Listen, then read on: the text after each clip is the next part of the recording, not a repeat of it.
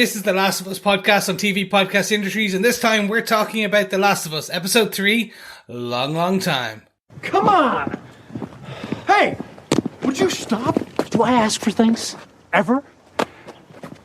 Why am I even saying that? This isn't for me. This is for us. Who cares what they look like? I do! Our home isn't just our house, it's everything around us! Give me a break. Oh, I'm sorry, I forgot. I live in this world. You live in a psycho bunker where 9/11 was an inside job and the government are all Nazis. The government are all Nazis! Well, yeah, now, but not then.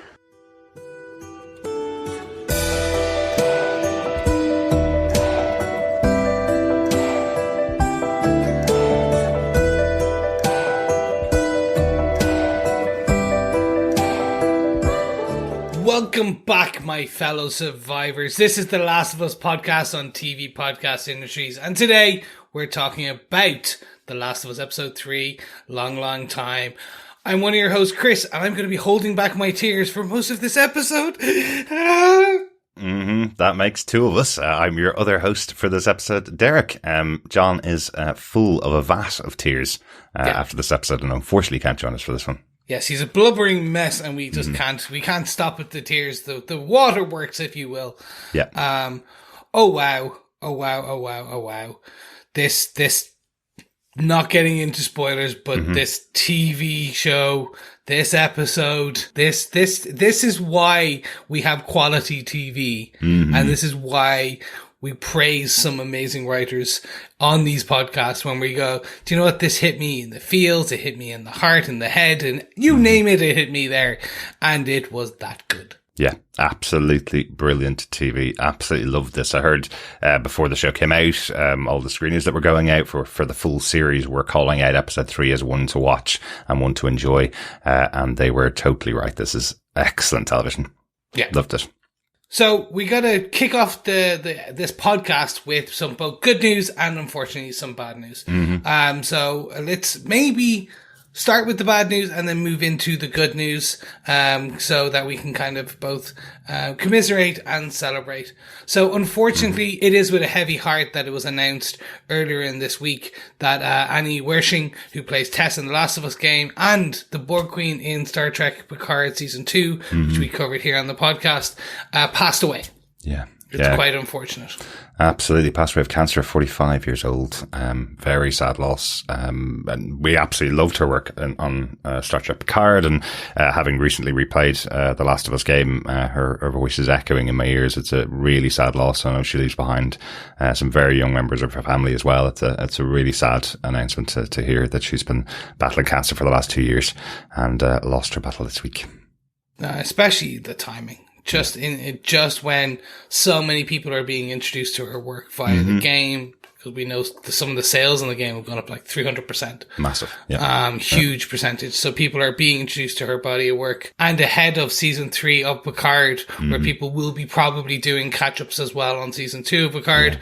So just death is never a good time, but it's even worse when it's really at a time where people are really kind of shining at the top of their game. So sad loss. Absolutely. Our thoughts go out to her family. Yes. Now, shifting that to some good news. Season 2 of The Last of Us confirmed. Yes. 2 episodes in. Yeah, absolutely massive. And it's interesting that the lots of interviews with Bella Ramsey, where they were talking about whether there would be a season 2, and they were saying, you know, the more people watch the show, the more likely we'll get a season 2. And every single week so far, the ratings have gone up for every episode. I think another 7 or 8% jump week on week for live watches of these episodes. So it's absolutely a success. And I'm fully convinced it was actually only confirmed in the last week to all the creators behind the show and all the cast behind the show that there will be a second season of The Last of Us.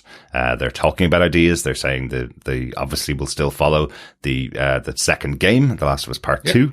That will be the template that they'll use, but it's possible, given that that game is significantly larger than the first game, that it would take a season or 2. So they may split that second game into 2 seasons if they get that renewal, of course. course. But there's lots of story there to tell in the second game. So, yeah. So I'm really excited for it. If this creative team can pull off episodes of season 2 like they've done with season 1, they're in good hands once again. Yeah. I think the only part here is that it's not going to be next year. Like, we're talking a minimum probably 2 years plus, just with current schedules of some of these top of the range cast. Yeah. As well as you said, it looks like it was somewhat just confirmed. Yeah. For a lot of these guys. So the writing process alone of trying to break this story of the second game and add in some new flavor that we didn't know that they were fully adapting in and kind of expanding in places they didn't expand to in the game. Yeah. Really understanding that is going to take time. So exactly. For me, it's take as long as you need. If I'm going to get content like this, I'm like, take 2 years, 3 years, and then come back to me. 100%. And my one big ask as a fan so far is that Bella Ramsey stays on board, and there is a time jump between The Last of Us Part 1 and Part 2, which would mean that Bella Ramsey would have to be a bit older, which is good. They've been acting in the show. I think they were on the set probably a year and a half ago. So a couple more years in the pipeline, getting the show good to go and have Bella Ramsey on board in the same role. It would be great. I'd love to see that and see them as a much older actor in the next season. Yep. And I'm sure everyone's screaming that they want Pedro Pascal back, and he's a busy man. So let's see. With all that said and done, we're going to move on into our actual total kind of discussion, if you will, of episode 3. But The Last of Us World End pub quiz question 3 will be up later in this episode. You can get involved. We want your answers. We want your involvement. So email your 9 answers at the end of the season to feedback@tvpodcastindustries.com. And for an extra chance to get your hands on the goodies of The Last of Us Part 1 on the PS5 or PC, rate us on Apple Podcasts and send us an email with your details, just showing us that you've rated us and you've left a review. And we'd be much appreciated as your extra chance to get in on the World End pub quiz for this season. Absolutely, yeah. Good prize there. Last of Us Part 1 a remake. I know it looks fantastic and plays really well on PlayStation 5 or the PC. If you don't have a PlayStation 5 or a PC, we will decide on an alternate prize for you for the pub quiz, of course, at the end of the season. But I hope you want to play the game. And I hope this show encourages you to. So get your entries in, as Chris said, to feedback@tvpodcastindustries.com. Yes, and we will not be getting you a PS5 or a PC to play it on. Absolutely Just not. caveat noted there. The legal eagle in my head from watching all those Daredevil episodes went, aha! Wait, terms and conditions apply. But with all that said and done, let's get into the goodness that is this episode. Don't forget, you can subscribe to us by popping over to the website TV Podcast Industries and kind of sending us all your feedback, which we discuss at the end of every episode, just by sending us your thoughts to feedback@tvpodcastindustries.com. You can also head on over to Facebook to our groups at facebook.com/groups/TV Podcast Industries, where we have a spoiler post each and every week where you can leave us your thoughts on what you thought of that episode. Derek, do you want to tell us who gave us what with the episode details for this one? Yes, this show, of course, is based on the PlayStation game, written by Neil Druckmann, directed by Bruce Straley, from game publisher Naughty Dog. The show is written and executive produced by Craig Mazin and Neil Druckmann, and this episode was written by Craig Mazin. The episode, though, was directed by Peter Hoare, who we've mentioned many, many times. Peter has worked on a number of the shows that we've covered, directed 3 episodes of Netflix's Daredevil, 2 episodes of The Umbrella Academy, and one of the best TV shows I've ever watched. He directed every single episode of It's a Sin for HBO and Channel 4. A really, really good director. Delighted that he's been able to come on board for this show. Yeah, 100%. Every time we bring up It's a Sin, and every time I say I'm going to watch it, every time I have to keep going, I still have to watch it. You better, man. But you better. I know. It's literally on that queue, and unfortunately, his other work gets in the way of his previous work. It's his own fault. So he's too busy for you to watch the new show. Exactly. That's right, right? If he stopped working or slowed down, it would be all good. After this episode, I don't think Peter Hoare will be slowing down working anytime soon. No, not at all. But that's enough about Peter. Do you want to tell everyone what he gave us along with Craig in this episode synopsis? Sure. On the road, Joel mourns the loss of his partner Tess and her sacrifice. His relationship with Ellie gets more complicated as she believes he blames her for Tess's death, but insists that they both made their own choices. As they continue towards Bill and Frank's house, Ellie learns how quickly the world fell apart and the cause of the fungal outbreak that led to it. Back in 2003, days after the outbreak, a paranoid anti-government survivalist called Bill ignores a federal order to leave his home. While he is unaware that the other residents of his town were murdered by Frederick to prevent the outbreak, he settles into his new life, protecting his home and living a self-sufficient but solitary life in the estate. Bill's life is interrupted one day 4 years later when another survivor, Frank, stumbles into one of Bill's traps. Despite his rough demeanour, Bill falls for Frank and they move in together. As time moves on, Frank encourages Bill to reach out and make some friends. He invites Tess and Joel to visit and work with them. While Frank works out the musical warning system with Tess, Joel warns Bill that raiders will come to loot everything they have. It takes 3 more years for Joel's prediction to come true when an organised group attacks the couple's home. Bill's defences stand up to the test, but he is shot in the attack. As he thinks he's dying, he tells Frank to reach out to Joel for protection. Bill survives the gunshot, but 10 years later, Frank's health has deteriorated and he decides he wants one last good day. He marries Bill and they have another beautiful meal together before Bill assists him in ending his life.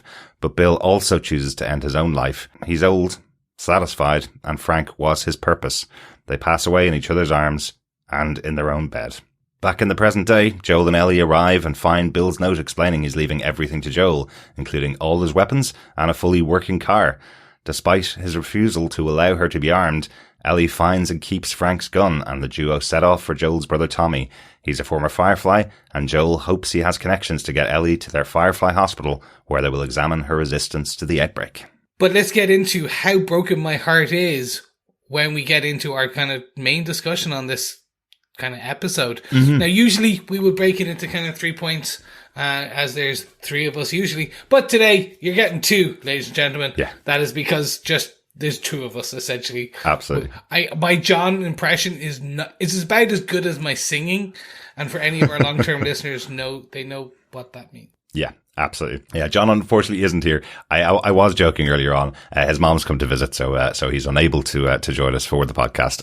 And this is an episode I know he absolutely adored. He really, really enjoyed it, just like myself and Chris have already mentioned. It's just one of those episodes that is really affecting. And I suppose, it's particularly affecting for a couple like myself and John. You know, we're both middle-aged gay men who were in a partnership, and this show truly speaks to both of us. It's one of those episodes that you just don't think you're going to see on TV. Talk about representation, huh? I'm a gamer. I've played The Last of Us 5 times. I'm a massive fan of post-apocalyptic TV shows. I'm a middle-aged gay man in a relationship with a guy for 19 years. So, hey, could you have written it any closer to something that I'd watch? The only thing they could have done if they had made it that Bill can't grow facial hair. Like, that would be then you. It's you. There you go. If he's like, I just really wanted to grow a beard, but I couldn't. Or a crossover with the MCU and have Nick Fury drop in. Give him an eye patch. There you go. All right. Well, let's get into it. Mm-hmm. And I think because I want to spend most of the time on Frank and Bill. Mm-hmm. So there is another storyline here, which I'll take as kind of my main point for this, which is the kind of Joel and Ellie, the growth of their relationship, but the growth of their relationship via the surroundings of the narrative ship that is Frank and Bill. So like we get that opening 10 miles west of Boston, and it's Joel building that cairn for Tess. So like 10 miles is probably taking them, about a day, 2 days nearly to kind of trek this quietly as well. So they're working through a lot of the emotional backstory that is kind of what has happened. And I think that's kind of best with, you see that the growls between the two of them, the silence, that like you could cut the tension. And you do get that line from Ellie, which is, "Don't blame me for a choice you made." Mm-hmm. Absolutely. I love that moment when Joel's saying, "I don't want any of your apologies." She's like, "I wasn't going to apologize to you. That was your choice. You wanted a battery. I was the cost. That's why you chose to come here. Not my fault." Yeah. And like, that's again showing somewhat the kind of tenacity that is Ellie. Like, and again, like we even see slightly more of it. Like she's a young child of this apocalypse. So like when in the basin where the runner is trapped under the rubbles, the infected, like she's so curious. She's not as scared. She slowly cuts it with the knife. And then ceremoniously executes the runner, the infected. Showing her detachment almost.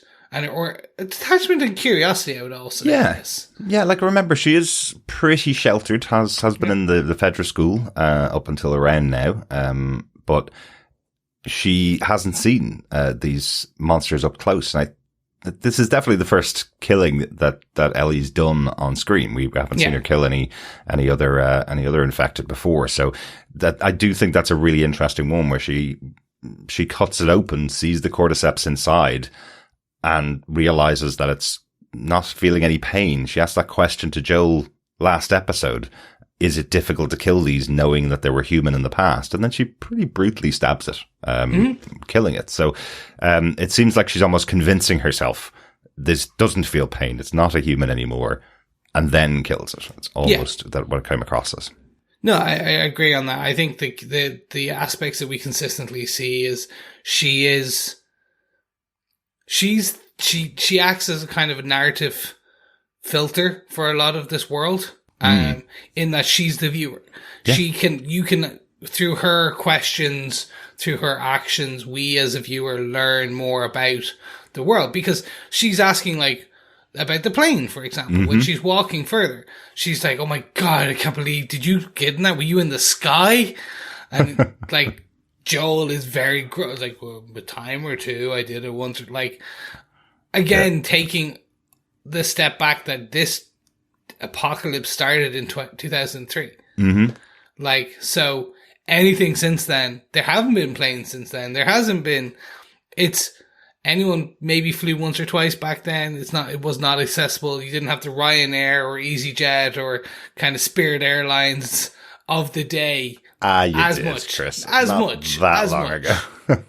I do think it's actually quite interesting because 9/11 happened in 2001, a couple of years just before the end of the world in this story. So I kind of see there's a little bit of an ill feeling towards plane travel, I suppose. I'm sure there's that effect is still going on there. I like that Joel points out, he definitely didn't like flying. He was occasionally stuck in the middle seat and having to pay $13 for a sandwich. That's the memories he has of being on a plane, So I do like that conversation. And yeah, Ellie being totally obsessed with the idea that someone could actually be flying in the air. Like that's something that she's never experienced in her entire life, and Joel's response of, well, they flew in the air as well, and look what happened to them is pretty brutal. It's a pretty brutal way to shut down the conversation.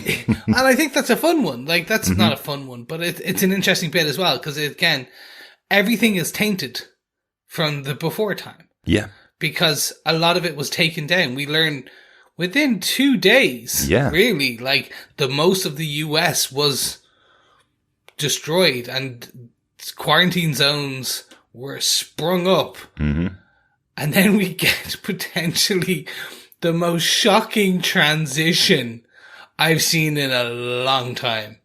We get Joel wants to walk a different direction, because he wants to avoid something.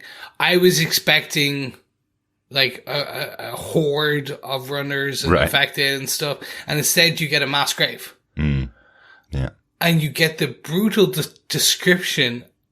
And again, I mean brutal in the sense that he very much is matter of fact, Joel, in that, the quarantine zones were full. This is where they put them because you can't get infected if you're dead. Yeah. Yeah. And you're like, whew. And then you get that transition. This is the bit that the first one where I knew this was going to be a slightly different episode, because you get a baby's blanket, and a small skull beside a big skull, and it fades to that blanket wrapped around a mother and child. And now we know their fate, Yeah. You're like, oh my God. And I thought it was going to be the central premise of this episode was going to be, you know what? Like, we're going to talk about how they controlled, quote unquote, the kind of infection within the US or in the world in this one, not just the US, but they basically mass killed people in order to survive. Yeah. And we don't get that. Yeah. It was used as a transition, a narrative transition. And that sounds like I'm kind of saying that's deplorable. No, that is just some of the most clever use of story to take us from essentially 2023 back to 2003 in a way that automatically anchors you in an emotional state. Yeah. An emotional state absolutely. of shock and awe. Yeah. Yeah. It's just the brutality of what's going on. You know, Fedra, we've seen them in the world and we've seen how willing they are to kill people, very quickly. And it looks like that was something that was instilled in them right from the start. You know, as Joel said, the world fell in 2 days, and that scene in the past, this killing of the entire town effectively, would only have been a few days afterwards. It's only within a week of the initial outbreak that this is happening, and they're already that brutal where they're going, oh, well, most of these people probably aren't affected, but since the cordyceps transfers itself to other people really quickly, that's how it is taking over the world. If we kill them, then there's nothing to transfer to. What a brutal moment. But yeah, you're right. It is an amazing transition. Really kind of sets the scene for what the world is up against. Another barrier, another really severe consequence for living in this brutal world after the outbreak. Yeah. Now, it's not all doom and gloom. So most of this episode is doom and gloom. But that's not true. No, I wouldn't agree. Well, no, sorry. Okay. That's I'm being facetious here, but a lot of this episode is emotional. Put it that way. And from a start where we see such brutality, we get to the end. I'm going to stay focused just solely in this discussion point on Joel and Ellie. We get to the end of this episode. We get all the way back to 2023, and you get basically Joel being given his mission in life. The reason he is put there, his purpose kind of being given to him by Bill. Yeah. And it makes sense. And it's such a powerful way because it echoes from the previous story that's been told throughout this episode. Yeah. To him essentially kind of understanding what he has to do and why he has to do it. He still does it in his very gruff Joel way. And the delivery by Pedro Pascal, as he storms out after getting the letter and comes back in and makes these decisions. Yeah. You can understand now why. It's like why this man is putting his life at risk for this. Yeah, without a doubt. And, you know, it is brutal in its own way as well, because it is ripping the plaster off again for the death of Tess. You know, this is what is said in the letter. And by the way, as a game player, absolutely love that it's another really interesting thing from the game, given this really important piece of information from a letter that's picked up in a room. That's what happens throughout the game. You miss half the storyline if you don't read all the letters, kind of thing. But this piece of information that he's given, where Bill is telling him, all of my stuff is yours, use it to protect Tess. And it's a moment of realization that, again, Joel didn't protect Tess, but Bill saying, I found the one person to protect and save and love. You should do the same thing. And Joel's transferring that over to Ellie now. So it's a really great moment. Really enjoyed it. Yeah. And it ends on I would argue this episode ends on a positive high note. They have the car. They're in the truck. They're going to Tommy. Tommy's alive. Well, we think. Hopefully. Yeah. Hopefully.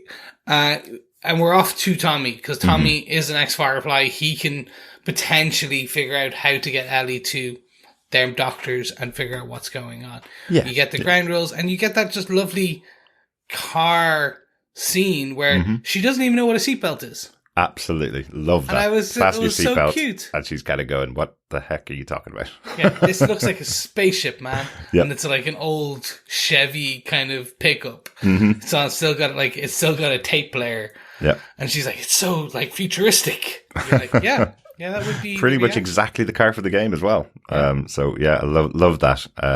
Yeah, it's a great little moment, and again, just get a little bit of Ellie sass as well, or Ellie fun enjoyment in the outside world. Actually, in this case, you know, this idea that she hasn't been out of town, no swimming pools, no was what happened before, and now she's looking at things like planes and cars and wondering what this world was even like, you know. And I love that. It's like she's been dropped from an alien planet onto Earth, you know. Yeah. But you say that it ended with that positive note, but there's another thing that we do need to talk about. Ellie's got a gun at the end of this episode. We have her throughout the last couple of episodes going, you know, I'm competent. I can carry a gun. And here she finds Frank's gun and hides it in her bag. This could play out one or two ways. Joel seems to be a pretty gruff kind of person. This could be a lot of anger from him, or we see how competent Ellie can be. And I'm hoping we're going to see the competence of Ellie coming up with a firearm. So, I'm sure she won't be great to begin with, but they're, you know, at close quarters, I'd say even first time using a gun, she may be able to save Joel. Yeah.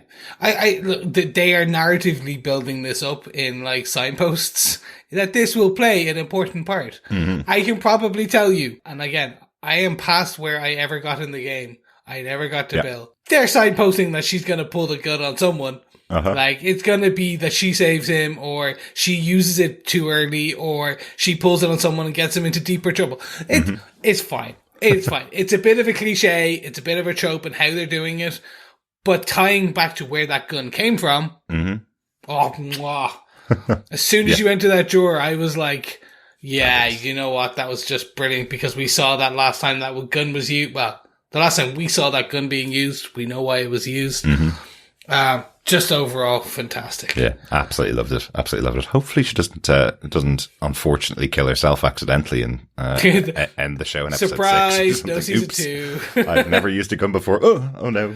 Yeah. She loses a foot or toe. Yeah, that could be it. So that's really it from mine. Anything you want to talk about on Joel and Ellie, or are we kind of covered? Pretty covered. Again, just a little nice game touch of Ellie finding the gun in a drawer. The amount of guns and revolvers I found in drawers throughout my runtime on The Last of Us is uncountable. That's where you find all your weapons. Basically, they only usually have 2 or 3 bullets though, but. I do like that. No, I liked their conversation in when they were searching for the stash that Joel had left behind. I liked the idea that Ellie's realizing how much of a planner Joel is. The idea that he would leave something for years to be picked up on a journey that he may never take again, because he's planned for this. He knows that there are routes that he may have to take again and may be low on supplies. You know, I thought that was really good. Very interesting that she finds some Tampax for herself. Like, you know, the idea that Joel has said this place has been picked clean, there's nothing of use here, and Ellie's found some Tampax for herself, which is, you know, probably very, very few and far between in 20 years after the apocalypse. So how delighted she is that she's found something of use in this place as well, even though she had to kill an infected for it. I know parts of that is going to come up, because again, she's a young woman traveling with an older gentleman who unfortunately didn't have to deal with that with his kid. Yeah. His daughter died, so there's going to be some I don't know, but like in the usual trope, you'd have Ellie getting her first period midway through a kind of, or during a lull period as they travel across the country, and Joel having to deal with it and learn deep down inside what it means to be a man about this type of thing, like to be a real father. Yeah, to be a real father. You know, I don't know if they do that. I don't think they are. I don't think I think the Tampax is just literally, it was a way for us to kind of both get to the infected scene, but also he doesn't think of that as important. So she's able to throw the pick clean. All right. and it back at him again, showing that level of sass back is fun. Absolutely, absolutely, and I think it's the first time it's ever been thought about in a post-apocalypse. I don't think I've ever seen it shown in any other show or movie about the post-apocalypse. So well done, lads! Excellent stuff. Let's move on to the other major point about the episode. Frank and Bill in Bill's town, which is the name of the town given in the game to this area. So we don't really find out the name of this town in the show, right? It is just Bill's town, right? Yeah, because he's the one that decided to be I suppose a survivalist, as he calls himself, a prepper, as most other people would call him. Who, as I love that opening scene. I love that idea that he's in this sub basement, not even in his own basement, this bunker that he's built for himself and can watch out what's going on in the town. He doesn't trust the government, never has, so he's definitely not going to be obeying their order to take him out of his home, which is fully prepared for any kind of attack, any kind of challenge that he may face in the future. And here he is, hunkered down. And of course, we know that he made the right choice because everybody else in that town is killed, as you mentioned, Chris. Yeah. That there's all those people that went away, or at least a lot of them. Let's say we don't know for definite, but a lot of the people have been murdered. So if Bill was on that bus, his story ended right there. So what's the old adage? Just because I'm paranoid doesn't mean I'm wrong. Yeah. So, and that's kind of Bill's whole concept. He's paranoid about the government, and this particular instance, he's right. He was absolutely right to be. We played it at the top of this episode. He was like, you think the world's run by Nazis? It is run by Nazis. Mm-hmm. Well, now it is, but not back then. But it wasn't back then. And you're like, yeah, that would make sense. Uh-huh. Yeah. And I love the joke that he was like, kind of, you're one of these doomsday guys. And he's like, a survivalist. Yes, exactly. Yeah. Yeah. I love that conversation because I'm just like, you now... If in real life we think of these people, you're like, oh my god, they've like the bunker and everyone's coming to get me, and you see certain iconography chosen to show who Bill is. So like, don't tread on me. Certain things are there to very much tell you who the type of person they are setting up Bill to be, into who you are supposed to think Bill is. Absolutely.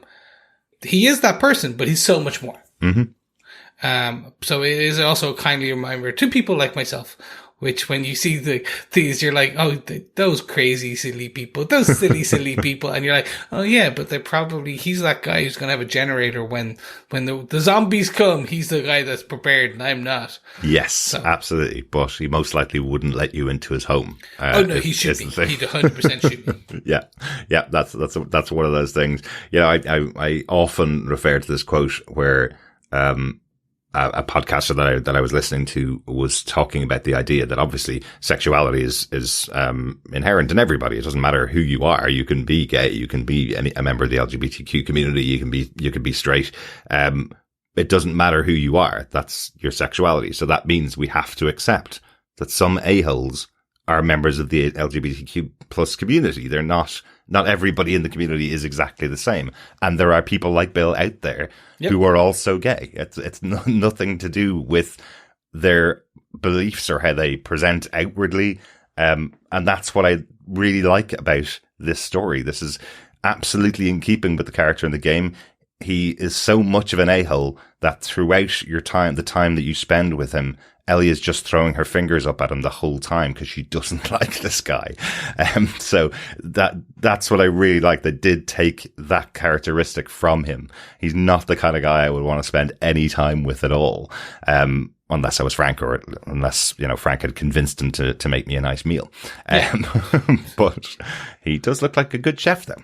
The Beaujolais. He knows how to pair the wine with the rabbit. Yeah. I certainly didn't know that. I don't eat rabbit that often, to be honest, but I wouldn't have known to pair rabbit and Beaujolais though.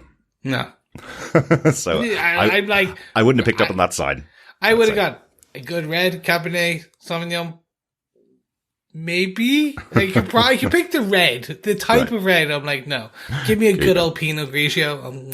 Right, yeah, okay, I'm fine. Red goes with rabbit is about as far as you go. Good stuff. But we do get to meet Frank, and they have this situation. I was really impressed with the timeline that we have here. How they're jumping through the years. You know, there's a 4-year gap between the initial outbreak and when Frank falls into that pit at Bill's home. Like, it's 4 years that he's on his own. And he seems probably lonely. He's very solitary, but he's always been a solitary person. He's always seems to have cut himself off from the rest of the world, which is inherent to his character. But the fact that 4 full years have gone by before he's seemingly interacted with another human, he's probably watched the murder of the infected on his TV screen, as you see him do when he's eating his dinner, which I think is a very, very cool moment when you see one of the infected trip one of his traps and it blows his head off, and you get that kind of Ron Swanson moment, which is a character that Nick Offerman played before. That kind of moment of it never gets old when you're watching them die, you know. Very Hannibal-esque as well. A little bit, yeah. Yeah, just sitting there with a really good steak, some mashed potatoes, some red wine while you're watching people or things die. Yeah, absolutely. But there's that moment when you see Frank appealing to his humanity, saying, you know, I'm just hungry. I need some food. And they have that conversation between the two of them. This is what I'm talking about. These are the kind of characters you would meet in any kind of post-apocalypse that you just don't know how it's going to play out between them, whether he's going to kill Frank, whether he's going to let Frank go, whether he is going to bring him in, or whether he brings him in and Frank brings in another army behind him who've been waiting for their way into this place or something like that. Is that how the story's going to play out, you know? So I'm very happy that they did it this way. You don't know anything about these characters from the game. No, Chris, so I was 100% when the shower scene kind of first happens, I'm like, all right, so he's going to go and let people, and then the food happened. I was like, okay, now he's going to go and he's going to click on the thing or get the code, and that night everyone's going to come in. Right. And it just consistently didn't happen. I'm like, wait, maybe it's not this story. Yeah, maybe because that's what you expect. Like we're taught in all of post-apocalyptic, there's always that one person who's the rat that brings in the raiders. Yeah. But yeah, no. And instead you get a very different character here with Frank. And you know, I have to say Murray Bartlett is fantastic in this role. Nick Offerman's great. He's really good. He's what I've come to expect. He's a really dependable actor. You know, if you've seen his work on Devs, he was fantastic in that. It's a very dramatic show, very stark kind of show. And he's a man who's experienced loss in that as well. Really, really good. I would say that's probably the reason why he would be picked for a role like this in The Last of Us.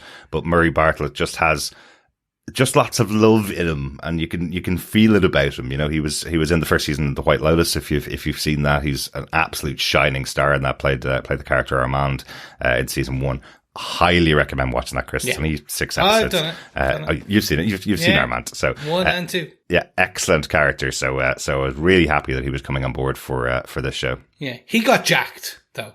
He got jacked in between the White Lotus and this. He got jacked, and I found out why, because I was looking at him and I was like, where did that muscle's body come from? So he's in Chippendales now, which is on Star in Disney Plus, on Hulu over in the US, but Chippendales, and that's where he got jacked from. Like, he got muscly for that role apparently and kind of cut, and it just played out really well on this, because I was just like, you're going to look after yourself. If you have to run from things, that's why there's not that many fat people in the apocalypse. You gotta be healthy. That cardio is your best workout. There you go, Zombieland. I thought that's where you're going, Chris. Yeah, and there's definitely that moment, you know, he can tell pretty quickly that there's a little extra glance from Bill that he can tell. But I may not have picked up on the Beaujolais Rabbit connection, but I definitely picked up on the song. This song that Frank plays on the piano, Linda Ronstadt's Long Time, the name of the episode. You know, there's so much weight to that song when Bill sits down and plays his version of it after Frank butchers it. This is bad piano playing and him not being able to sing the lyrics properly. But there's so much weight in it that you can feel that Bill has the unrequited love that is talked about in the song, that idea that he's in love with someone that he could never, ever possibly meet. The question that Frank asks of Bill, who's the girl, it's totally rhetorical. At that stage, he already knows, right? So he knows that there's that they're the same, and finding each other post-apocalypse effectively is as unlikely as it's the most unlikely thing in the world. And I like that they have the conversation before anything happens, the conversation between the two of them when they're in bed, and Frank saying to him, not doing this for a meal. If this happens, I'm here for a while, right? Are you okay with that? This is not going to be me having sex with you for dinner. You know, this is the start of a relationship. I see who you are. And then it cuts to 3 years later, effectively. And that was the best cut. Like, because it does then you get to, I want friends. I like the jump cuts of a kind of relationship. You could have gone for a really boring montage where they bicker and then they paint the town together and then they're like doing DIY and there's more glancing looks and then they fall in love, and it's like that terrible 80s montage. But they didn't need to, because he says those words, I'm here for a while, and he jump cut then 3 years later, and they're having an argument about essentially wanting more people to talk to. Yeah. And it's Frank. It's Frank talking about opening up the world more for Bill. You know, there's even just that quick moment when he's sitting down to dinner or sitting down waiting for Bill to deliver dinner, and he walks over to the mantelpiece, puts his finger across it and sees the dust there. And he knows who Bill is. This is a guy that is all about the protection, all about keeping himself safe, all about keeping his home safe and keeping himself well fed, of course, and getting lots of bottles of wine for himself. But he's not about outward appearance. And Frank is about that. Frank is the one that will take care of making sure the rest of the world looks good. I love that line from him as well in that moment when they're having the argument where he's saying, taking care of things is how we show our love for the rest of the world. I thought that was a really good moment. Yeah. For me, one of the kind of the best parts of that is like, we all are aware of some people that might be like that, where some people are so focused on staying alive, they forget to live. And that, so it comes up in multiple kind of these post-apocalyptic kind of shows or films or things. There's always that one character that is so focused or hell-bent that they miss the life that they're supposed to be having. And I think absolutely, like it comes up quite a lot, as I said. But for me, it wasn't done in such a stereotypical way. Absolutely. Like, it's done in a very natural way. It's a fight around, I want to paint the fence and I want to do the furniture store up. Yeah. And you're like, but why? Because I want to. I want it to look pretty. And you're like, yeah, okay, makes sense. Yeah, absolutely. And it's not just in post-apocalyptic worlds, Chris. You've also been over to my house and seen the dust piling up while I edit podcasts. Yes, exactly. The point is, and this was made by the showrunners, by Craig Mazin, who wrote the episode. The point is really that both of these types of people are required.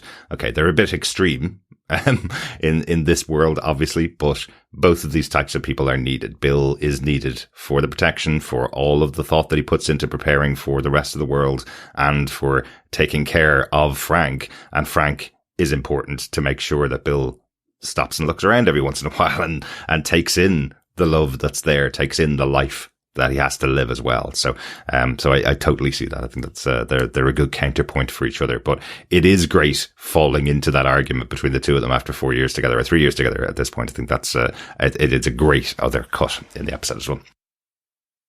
And then we get the cut to lunch. Yeah, absolutely. We get to see Joel and Tess in a very different situation, coming over and selling themselves as help to Bill and Frank. And again, another thing that, as you say, in the tropes of post-apocalyptic storytelling, reaching out and trusting someone usually ends off badly. Yeah. So, whereas here, they make friends, sort of, and they make this relationship between the two of them. We hear them setting up the code at that point that we heard in the first episode, the code of 60s, 70s, and 80s music, and what they mean, so they can communicate with each other and nobody else can interfere with their code. So that's a really nice touch, but also absolutely love Bill sitting there throughout this lunch with Joel and Tess with gun in hand and cocking it and uncocking it as the lunch goes on, and Joel pretty sternly telling him to get the gun off him. Like, yeah. That was for me was the ultimate, which is like, I know I'm like you. They're like each other. I'm like you, and very much that discussion going into further of like Joel pointing out instantaneously. It's like that you've got about another year left on that wiring, that fence. Yeah. And we don't even get an answer on it, but we do get then the snap cut to that fence later, and it's been made up. And it looks a lot better, doesn't it? It looks a lot, exactly. Yeah. And I think that's the you start to see that there's a discussion point on this whole relationship as well as they're the perfect foil to each other, but they're a perfect addition to each other. Frank and Bill, like they're complementary while being opposites, still complementary. Yeah. So we see that their life has been enriched through both this relationship and then this relationship with Joel and Tess, where they're able to. They're probably providing a haven, a stopover for these smugglers. But at the same time are reaping the rewards and the benefits. Exactly. And one of those rewards is fresh strawberries. Yes. I love this scene. I love Frank planting strawberries, allowing them to grow. And again, just a nod back to Bill not being conscious of that world that he's not in. The whole plant has grown and they have a full patch of strawberries that he's never seen before. It was up to Frank to take them on a run to show them where they were, because he's able to hide them in places that he's not able to, that he doesn't go to in his own town effectively. So, I really like that. And then that warning that came from Joel that other people will come and attack, does play out. We do have that. And, again, a couple of years later again, but before we even get to that, we get perhaps one of the greatest lines of this episode in the strawberry patch, which is kind of, I'm sorry I'm getting older than you. I was never afraid until you showed up. That for me, when you're in a deep, committed, long-term relationship, you do understand that, where there is a level of fear about making sure that other person is okay, that partner is okay. Yeah. Like just having a partner and you're all you care about is their safety. Absolutely. And when you're by yourself, your soul care is for yourself. But as soon as you add an additional life into that mix, you understand that fear. And I've heard parents say this before as well, which is like, you haven't felt fear until your kid is sick. Yeah. Like, yeah, I get that as well now. Like there is this just beautiful, but it was so perfectly placed because directly after we get the Raiders attack. Yeah, absolutely. Just loved that moment, between Bill and Frank. I think it's that declaration of, I'm no longer in control, and that scares me.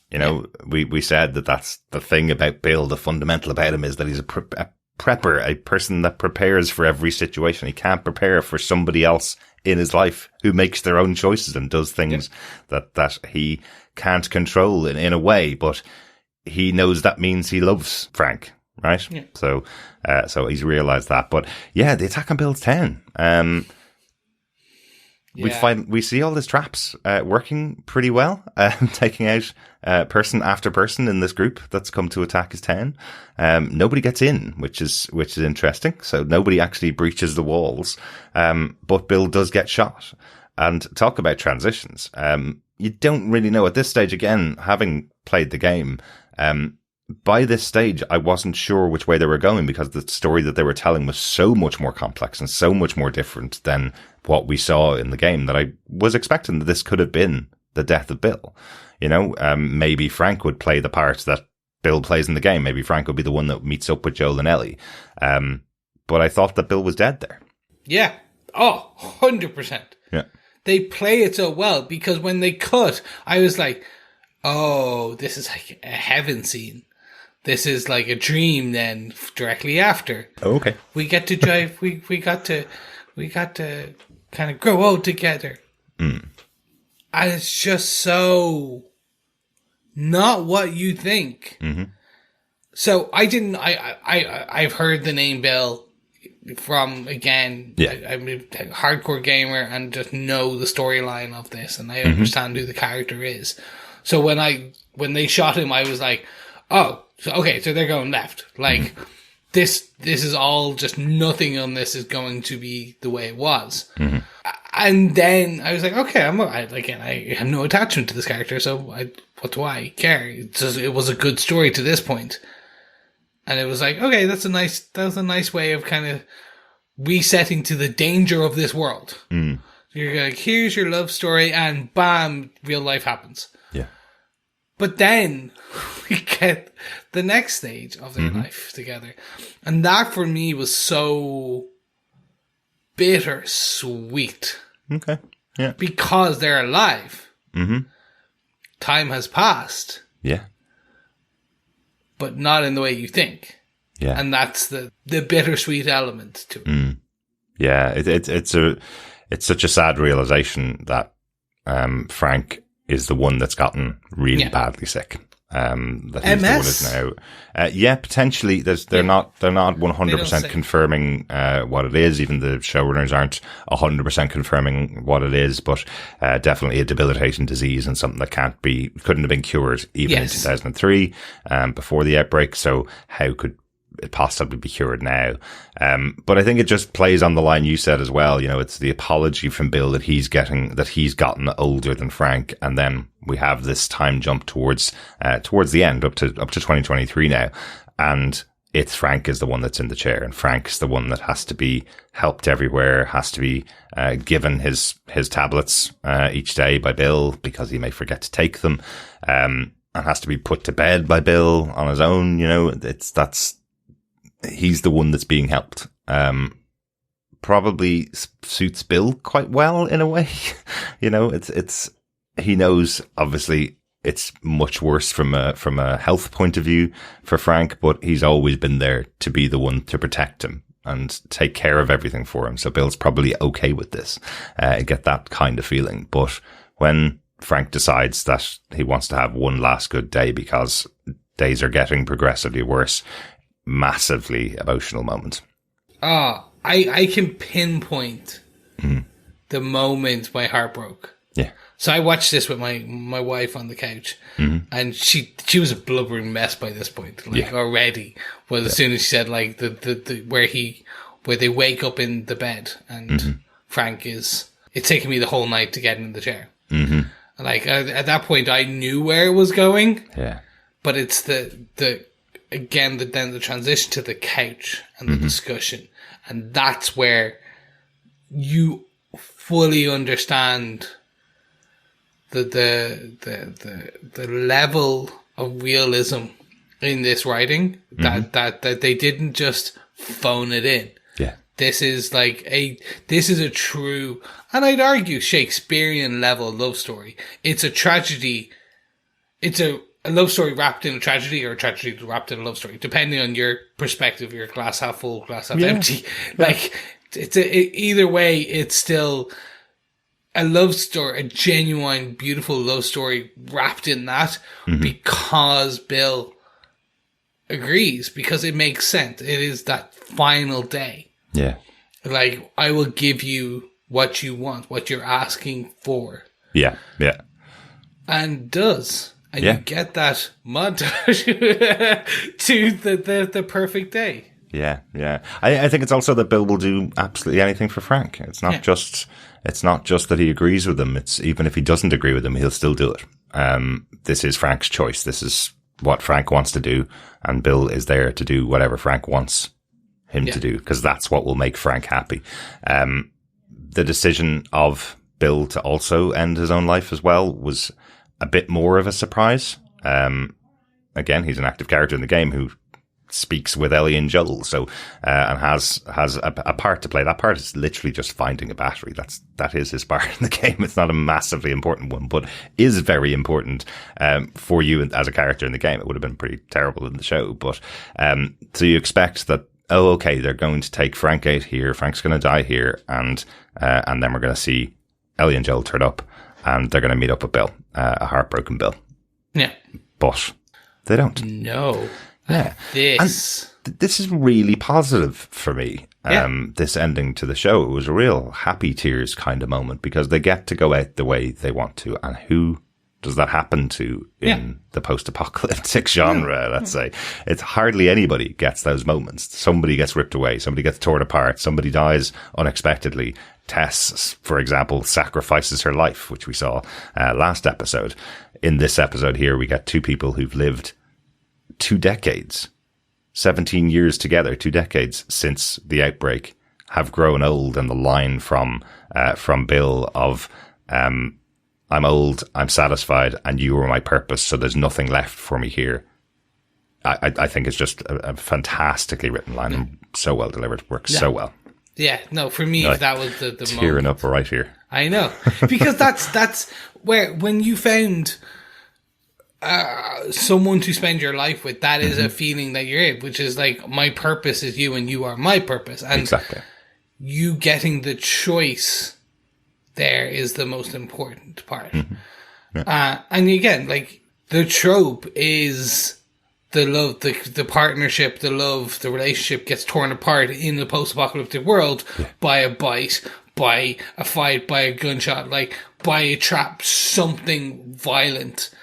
And they completely inverse this. They didn't go the violent route. They went for a peaceful transition, allowing, hell, they wrote a letter. They had some final rabbit and a Beaujolais. Absolutely. And then they opened a window. Same meal as first time, Chris. Yeah. As well. Exactly. Lovely idea. Also, I love the touch that it's they drink the bottle of Beaujolais. Yeah. And then they bring out a second bottle to put the pills in just so they don't ruin the meal almost.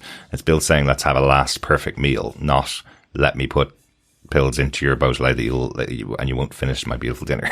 Almost. It's like, let's have one last perfect moment. Really amazing. And then it's you cop when Bill downs his glass. And then Frank cops.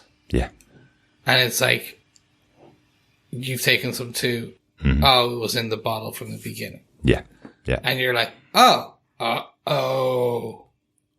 And then it's just that, like, I did expect, this is the horror fan, the gruesome, no longer shocked by anything, thought we would get one final shot of them in bed, and then it fading from them two kind of cuddling on the bed in real life, like human, to like a few weeks later. Yeah. I think we learned that the playlist set off after a while, and then so let's say a few weeks, and then rotting. Right. And I was expecting that transition. That would have been brutal. Exactly. Yeah. It's so ingrained in terms of the shock factor being like Game of Thrones, and a lot of the HBO thing, they play on both top quality writing and dramatic effect, and like narratively beautiful scenes and stunning vistas and everything, and then interspersed with just shock and all gratuitous violence that is supposed to jar you back to the present or back into a moment. I was expecting somewhat that there, which is, dear viewer, you've had your beautiful love story. Now we're bringing you back to the real world where death is a real thing. Yeah. And you're getting that transition. And they didn't. They stayed away from it perfectly because it just kept it so encapsulated. Although that does put a headline I saw today into a bit more context. They did say today that there is a 2-hour cut of this episode that is absolutely heartbreaking and they couldn't release to the public because it's just too difficult to watch. And I'm wondering if that's what happened in the episode. Did they have that view? But I don't think so, because the final scene that we see of, I guess, of Bill and Frank in a way is the curtain moving in their bedroom as the camera pans back, which anybody who plays the game, that is the transition screen before you start playing the game, is always this curtain blowing in the wind at a window. So that's what that final scene is. So the reason I am saying all that is because of that scene that they show, that final scene with the curtain blowing. I think they just cut before it panned back further. Because during the edit process, they were like, We can't show this. It's essentially we don't want to. It's better left unsaid. Sometimes the best stuff is left unsaid. Yeah, and 100%. you just or unshown or unseen in this case. Yeah. And I think again that choice is you could have gone shock here and just kind of because they have so beautifully built up this relationship and these people and just so emotionally made them resonant with everyone. Anyone who watches this will resonate. Something will resonate. Whether you're a Bill, whether you're a Frank, whether you're a Tess, whether you're a Joel. Hell, even some of the kids are going to go, "Oh, cool, a gun."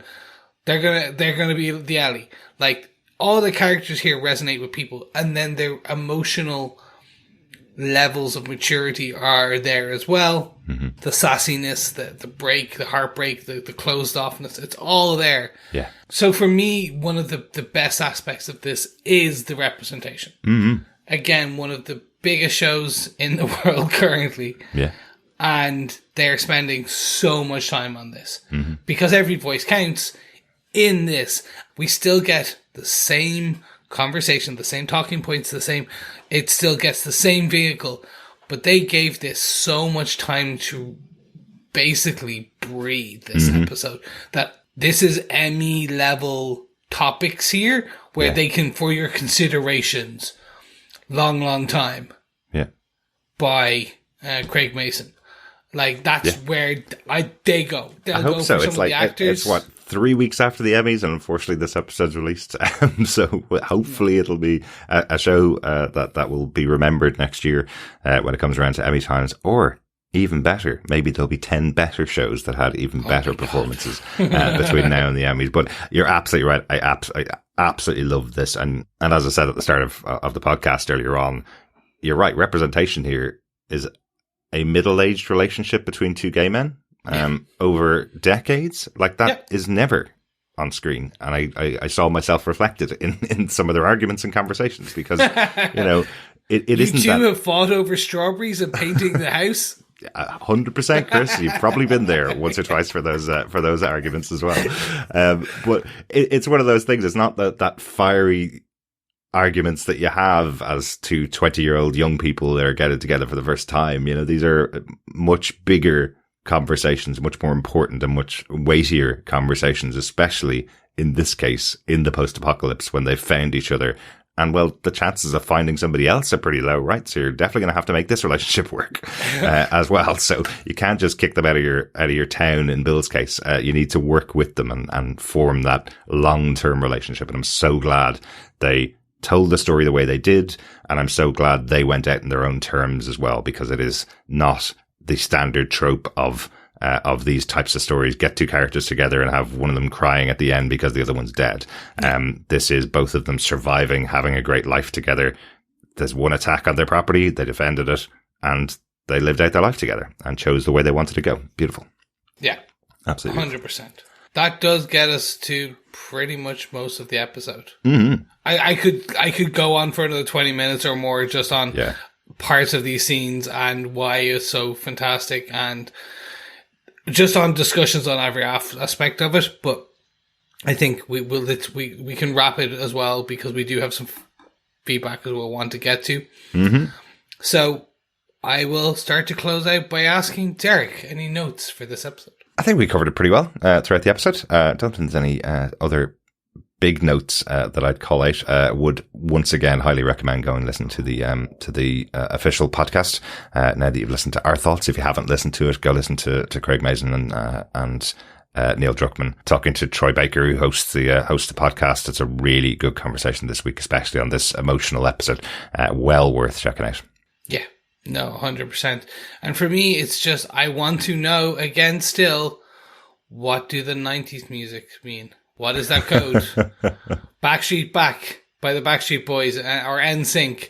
Like, what is the ultimate terror that fills your heart when you hear the 90s on the radio in The Last of Us? I think if 80s means danger, then those particular choices of music from the 90s means disaster. There's another outbreak, even though we thought that outbreak was the worst one. This one's 10 times worse.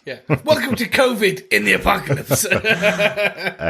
Excellent. So, Derek, overall, what did you think of The Last of Us? Episode 3, long time.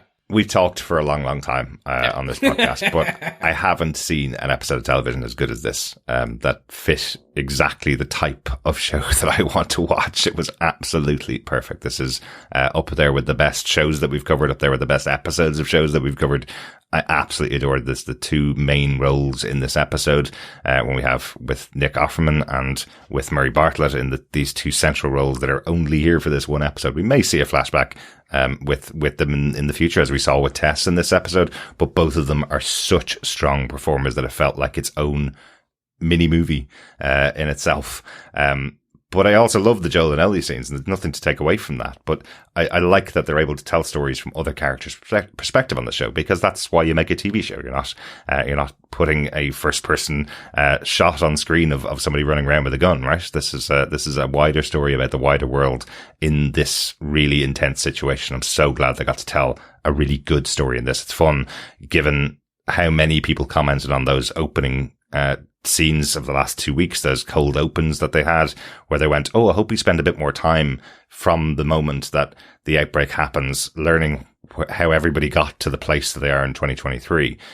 And the showrunners decided to tell that story through Frank and Bill, rather than telling that story through our main antagonists, our main protagonists, and taking them through, or going to another country and seeing how it's playing out in another country. They decided to tell a small romantic story between Frank and Bill to tell you how the world went from 2003 to 2023. Loved it. Absolutely brilliant. How about yourself, Chris? What's your final thoughts on this episode? Now I really want to see what jolly old England was like. It's just like, oi, governor, come on! And just running away from clickers. There's not much more I can say to this episode. Like, this is some of the best TV I've watched. An hour and 15 to an hour 12 would change with some of the credits and stuff. Just fantastic. Mm-hmm. The fact that everything was able to breathe the way it was, the choice of the choices that you mentioned, but even just the actors portraying them, just beautifully delivering the kind of the emotional moments and the gravitas needed for these scenes. But like, I do hope this is indicative. Like, if the show is peaked at this point, I'm fine with that. Like, because it peaked such a high. But like, for me, I think this is probably indicative of what we've got to come for the rest of the season. Like, yep. Zero spoilers for the game, but this is not the only heartbreak you'll experience over the next few episodes. There's a couple more major moments to come. Yeah. And it's probably more just we'll get those heartbreak, but not in the way you're expecting. Yeah. In a proper high level adaptation. And that's what it is. This is adaptation, because they've taken a point and they've taken a thread and they went just deep on an aspect that you didn't expect. Really, like in an area that they could have skipped over if they wanted. Yeah, like, because it's just about a battery, but it's a battery in a car. They could have found it on the road. It's fine. But no, they really gave us some emotionally resonant TV. Absolutely. And one note that I did miss out on, Joel and Ellie end off this episode in their game accurate costumes. The costumes they wear pretty much for the entire game. So I love that. I thought that was a nice little touch. That's another thing they get from Frank and Bill's. They're kind of sorted after coming out in Frank and Bill's house, right? Hot fully shower stocked up, hot shower, meal, clothes, guns, toilet car, toilet paper. 3 whole rolls. I was like, amazing. That thing should be like gold dust. Amazing. So, with all that said and done, I'm in need of a bit of an emotional drink. So let's pop on over to the pub for our The Last of Us World's End pub quiz. Absolutely, yes. Let's raise a glass of Beaujolais to Frank and Bill. That's a better transition. Well done, yeah. There you that go. Works, yeah. Yes, our third question in our pub quiz is, which game machine does Ellie find while searching the building with Joel? I thought I'd make it a little bit easier this week. Yeah. I had some really brutal questions, stuff like, which type of tablets does Frank need to take every day? And I thought that was a bit gruesome. We could have gone, how many men burned alive? How many raiders burned alive? So I decided to go for a reasonably straightforward one. You'll see that pretty easily in the episode. But add that to the other 2 questions that we've asked so far. If you want to catch up on any of them, pop on over to tvpodcastindustries.com. The questions are up there on their own page. Pop them together. Put the answers into us. Email us to feedback@tvpodcastindustries.com with your answers to all 9 questions of the World's End pub quiz, and you could be in the chance of getting your hands on The Last of Us Part 1 for PlayStation 5 or for PC when it's released in March after the show finishes. You can also add an extra entry to that if you review us on Apple Podcast. All you need to do is just take a picture of that and email us at the same email address. Great stuff. So that question one final time is, what game machine does Ellie find while searching the building with Joel? Yes. I was that's hoping a little hint. I don't know whether that's a hint, Chris. That could it be is. anything from Mario to right up to now. I thought at least say Melina, but that's fine. That's too much. If I really want to give it away, I would say no. Anyway, let's move on, ladies and gentlemen, to some feedback. But before we do, we just want to have a quick shout out to all the support we get over on Patreon and Buy Me a Coffee. Particularly, this episode was brought to you by our Patreons, including Cosmological. Thank you so much, Cosmological. Absolutely. Thanks so much for your support, Cosmological. And also want to say a big thank you to Tyler Smith, who bought us a coffee this week. Thanks, Tyler. Yes, thank you, Tyler. If you want to be as cool as Cosmological with a cool name, or as cool as Tyler with a cool name, you can go on over to patreon.com/TV Podcast Industries, where you can support us and help keep the lights on in our podcast studio. Much like Bill, we have a generator out back that we have to fill with gas. Yep. So we need to kind of keep those lights running and that podcast machine going. So you can head to patreon.com/TV Podcast Industries, or you can keep our editor in coffee, like the generator, in gasoline, by heading over to buymeacoffee.com/TVPI. Any support is much welcome, and we thank anyone who can give at this time. Absolutely. But you can also share the podcast, because sharing the podcast is sharing the love. Sharing the love. You see, we love sharing the love on TV Podcast Industries. And thanks so much to all of you who do share the podcast. Really, really helpful when you share it with your wonderful friends. Yes. Let's get on to some Facebook feedback. First up, we have some feedback from Donald Dennis, who says, overheard at my place this evening. Did you get a pizza with mushrooms? Why would you do a thing on Last of Us night? Which, of course, was exactly the reason I got it. Seriously, though, that was another amazing week of the show. What is particularly impressive to me is just how different each and every episode is of The Last of Us. Oh, no, 100%. Thanks, Donald. Like, for me, I'm down that even if season 2 is not like the second game, season 2 is just a 1.5 with all different anthology of different people in the world. I would be down for that. Yeah, absolutely. Absolutely. John was actually pointing out to me earlier on, there was an interview with Craig Mazin about his work on Chernobyl, where they were actually saying that almost every episode was a different genre of TV. So you had the disaster movie effectively at the beginning, and you ended off with a courtroom drama towards the end, you know. So he's very well suited to moving around through different genres. And I think he's doing something similar on The Last of Us here, spending time in different ways of looking at this world, which is exactly what you want from this incredibly good show. Yes. Thanks, Donald. Yeah, thank you, Donald. We have some more feedback as well from Anwen Carver Holzenhausen. They had this to say: what an incredibly moving and beautiful story. The acting was outstanding and the love story so tenderly told. I also thought it progressed Ellie's character in a quick but clear way. We saw how she breaks the rules going in the cellar and is gutsy knifing the infected, but then understood the gravity of the situation in Bill's house when Joel told her to stay put. And now, road trip. Yes, thanks, Anwen. Yeah, actually, that was one of the best ones where she is... You'd expect that she's up and walking around the house or gone, but she understood very much that this was one of those times where she doesn't kick back or anything. Yeah. She's still in that chair sitting there waiting. Yeah, absolutely. Absolutely. Great stuff, Anwen. Thanks so much for your message. Anwen's covering The Lord of the Rings at the moment on her podcast over for Podcastica, so go check that out. She covered The Rings of Power last year while we were covering it as well, so go check out her podcast on Podcastica. I think she's doing Two Towers this week. Excellent. So I'm assuming she'll be finished much like Peter Jackson in 5 years, 6 years by the time she finishes it. I'd say so.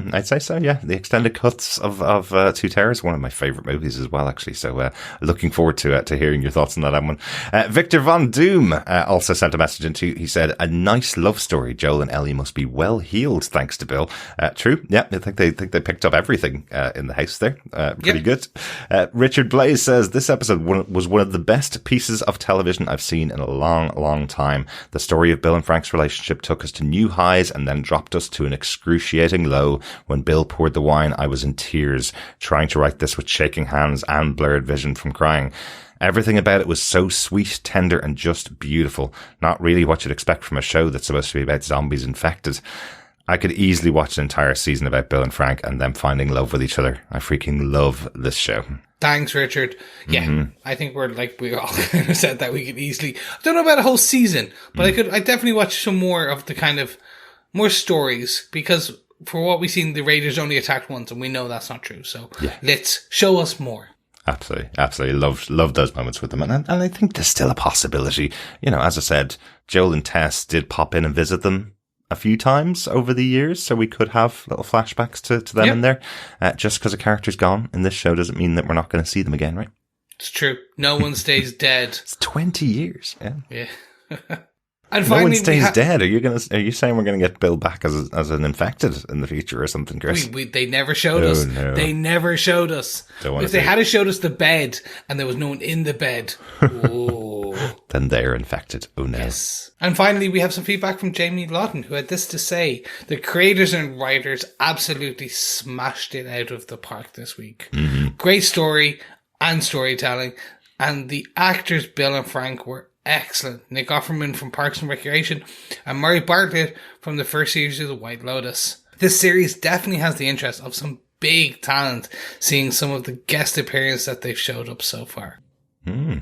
Yeah, well, it's one of the biggest games in the world, so we definitely know that. And then also when you attach Pedro, when you attach Craig, when you attach Bella, they had that. And as much as we talk about the Disney dump truck money, HBO have got some money too. They've got some deep coffers, and they are able to kind of go, "We really want you." And they can get you. yeah, absolutely. But I know Craig Mazin apparently is really good friends with Nick Offerman, and that's why he was invited to do the role. There was another actor that they were considering for that role as well, but he's on Our Flag Means Death. So he couldn't film this, but I will leave you the quote from Nick Offerman when he was interviewed about taking up the role and why he thought he was perfect for it. And he said, "I don't really know. Craig Mazin knows lots and lots of talented actors. I guess none of them were free for this, and that's why I got it. But he's great. He's really, really good. So I'm so glad he did get it." No, 100%. Excellent. Thanks so much, Jamie, and thanks everybody else for your feedback this week. Good to hear from you. We'd love to hear from you with your thoughts on The Last of Us. Please continue to email us to feedback@tvpodcastindustries.com or pop over to our Facebook group at facebook.com/groups/tvpodcastindustries, where you can leave your thoughts on the spoiler post that we put up every week. We have lots of other stuff going on this month as we go into February. We're still covering Star Wars The Bad Batch every week, and very soon the final season of Star Trek Picard will be coming up. So Star Wars and Star Trek going on in February for us on TV Podcast Industries. It's not just the next generation, it's the final generation. Yes, that's going to be an interesting one. Let's see if they can beat season 2. Not going to be hard, but let's see.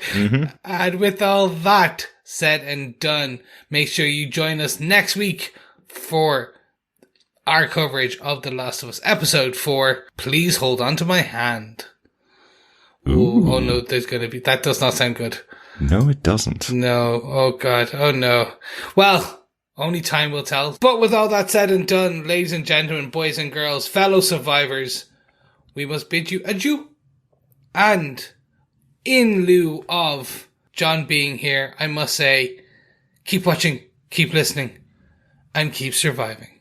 Bye. Bye.